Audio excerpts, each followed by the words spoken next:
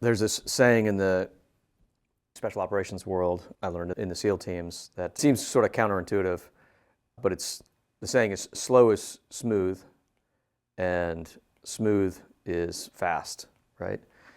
And I remember being a young officer in the SEAL teams and hearing this get thrown around.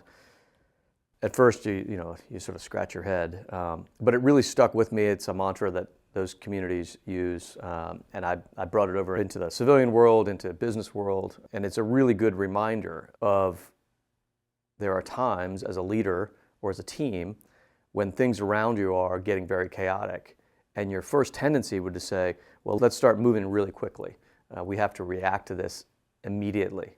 One of the earlier memories I have from being in the SEAL teams was doing nighttime work with small units on helicopters or in vehicles, and it's crowded, there's lots of people packed in, and you've got complex operation you've got to execute, and the helicopter's moving fast, you're coming into a landing zone. Even in training, that can get your adrenaline up, and you're thinking, okay, as soon as this helicopter lands, we're going to sprint off and move to wherever we have to link up with our other teammates. That leads to a potential for everybody to think, I got to move really quickly right now to accomplish this objective. And the first person jumps off and trips, and the second one trips on their back, and they fall over, and you're this big pile of mess, and you got to unpack that. In your efforts to move so quickly, you end up slowing down the operation. And so taking a pause and a breath as you enter those moments of chaos and saying, okay, this is about to get very complex.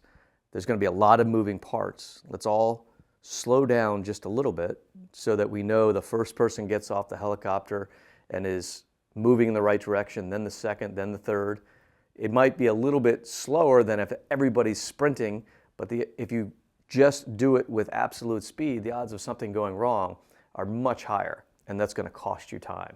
So the idea was slow down a little bit. It'll go very smoothly, and that in total will speed up our ability to get through this complex situation.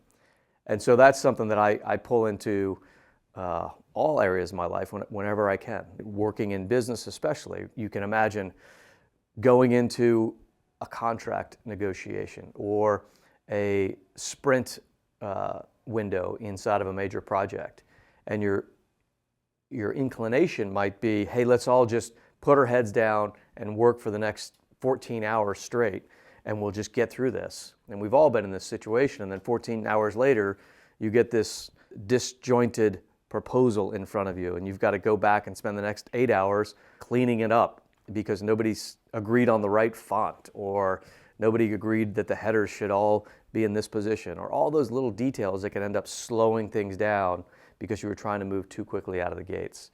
Even in situations like that, as a leader, saying, okay, this is going to get chaotic, there's nothing we can do about that. Let's slow down, clarify the deep details, spend that first hour just working and discussing as a team what we're trying to accomplish, coming up with a cadence to say, okay, we got 12 hours to get this work done, and we're going to check in with each other every 2 hours between here and there to make sure that we're not off-heading when we finish it.